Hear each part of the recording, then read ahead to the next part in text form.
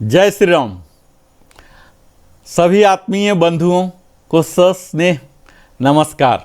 मैं Narendra Kumar, wellness consultant, entrepreneur trainer, आप सबों के समक्ष आज एक अच्छा सा टॉपिक लाया हूँ। हम अपने परंपराओं को निरंतर थोड़ा भूल रहे हैं, आधुनिकता तो सीख ही रहे हैं, लेकिन अपनी पुरानी परंपराओं के पीछे हम उनका जानते नहीं हैं और कई तो ऐसे हो गए हैं, विकृत हो गए हैं।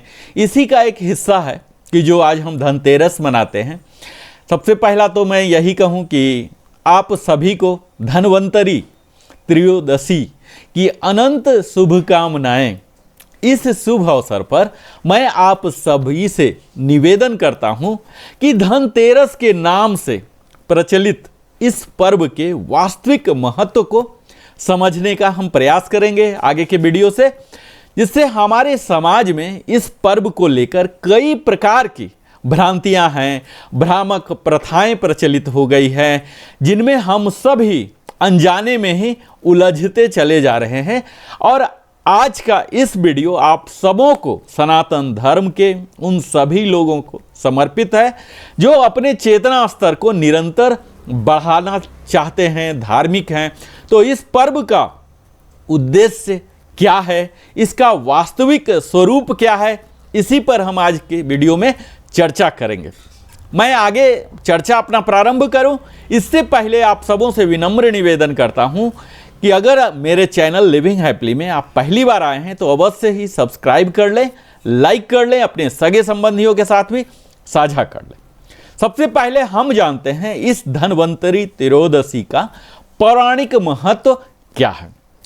तो अगर पुराण की बात करें तो श्रीमद् भागवतम के अनुसार भगवान नारायण के 24 अवतारों में द्वादश अर्थात 12वें अवतार के रूप में भगवान धन्वंतरी का अवतरण हुआ था। समुद्र मंथन के दौरान जब अमृत कलश प्राप्त हुआ तब भगवान धन्वंतरी एक हाथ में अमृत कलश और दूसरे हाथ में औषधीय जड़ी बूटियां लेकर प्रकट हुए थे। यह आयुर्वेद और आरोग्य के प्रति उनके द्वारा दिए गए संदेश को प्रतीकात्मक रूप से दर्शाता है। अतः यह दिन उनके प्रति कृतज्ञता व्यक्त करने का है, जो स्वास्थ्य और आरोग्य के देवता हैं तथा आयुर्वेद के प्रवर्तक माने जाते हैं। अब हम जानते हैं कि इस दिन का वास्तविक उद्देश्य आखिर क्या है। तो धन्वंतरी त्रयोदशी का मुख्य उद्देश्य हमारे स्वास्थ्य और दीर्घायु होने के प्रति जागरूकता पैदा करना है, जागरूकता फैलाना है। यह दिन भगवान धन्वंतरी का पूजा का है, जो हमें स्वास्थ्य और अमूल्य महत्व इसके सिखाते हैं। इस दिन हम तुलसी के समक्ष दीप जलाकर आरोग्य और सकारात्मक ऊर्जा का संचार किया जाता है। हमारे शास्त्रों में भी कहा गया है, शरीर माध्यम खलु धर्म साधनम, अर्थात स्वस्थ शरीर ही धर्म और कर्तव्यों का आधार है।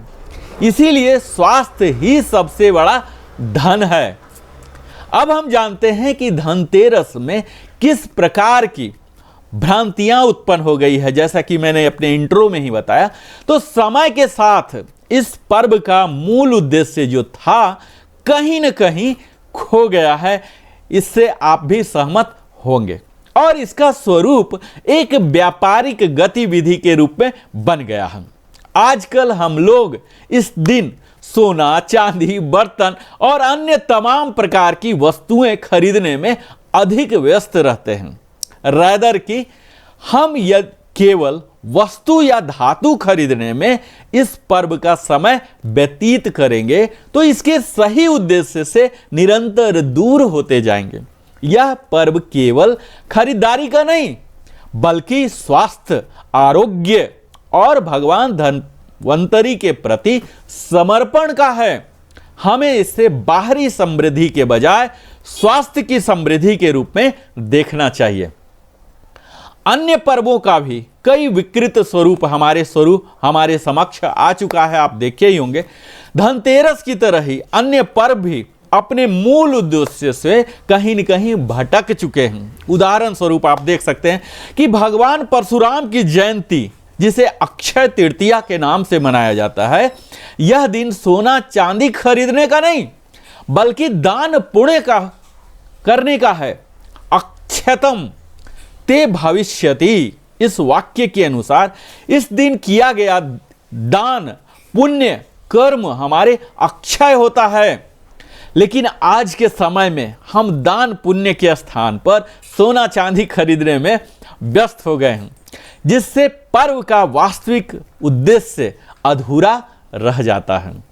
इस पर्व की अगर महत्ता को हम पहचानने की कोशिश करें तो इस धन्वंतरी त्रयोदशी पर हमें यह संकल्प लेना चाहिए कि हम अपने पर्वों की वास्तविक महत्ता को पहचानने का प्रयास करना चाहिए और इसे अपने जीवन में आचरण में लाना चाहिए, उतारना चाहिए। हमें चाहिए कि इन पर्वों का पालन उनके मूल उद्देश्य से करें, न कि केवल बाहरी दिखावे के लिए। इस तरह हम अपनी परंपराओं को सही मायनों में रक्षा कर पाएंगे और उनकी महत्ता को आगे आने वाली पीढ़ियों तक पहुंचा पाएंगे। तो आइए हम सब इस धन्वंतरी त्रयोदशी पर हम भगवान धन्वंतरी की कृपा से अपने और अपने प्रियजनों के अच्छे स्वास्थ्य की कामना करें और इस पर्व का सार्थकता से पालन करें। हम सब अच्छे स्वास्थ्य के लिए जितने भी कम बात करें उतना बेहतर है, क्योंकि बात करने से यहाँ कुछ नहीं होता। हमें करना है, हमें समय देना है। और मैं निरंतर कहते रहा हूँ, आप बहुत ही व्यस्ततम जीवन बिताते हैं, फिर भी उस व्यस्ततम जीवन से भी 30 मिनट का समय अपने स्वास्थ्य के लिए बिताएं और वही होगा असली श्रद्धांजलि। धनतेरस मनाने का सही तरीका यह दिन है जिसमें हम संकल्पित हों कि मैं अपने स्वास्थ्य पर ध्यान दूंगा और यही अगले पीढ़ी को भी बताना है। बहुत बहुत धन्यवाद, दिल की गहराइयों से धन्यवाद, क्योंकि आप अपने जीवन का बहुमूल्य समय मेरे साथ नरेंद्र कुमार वेलनेस कंसल्टेंट के साथ लगाते हैं।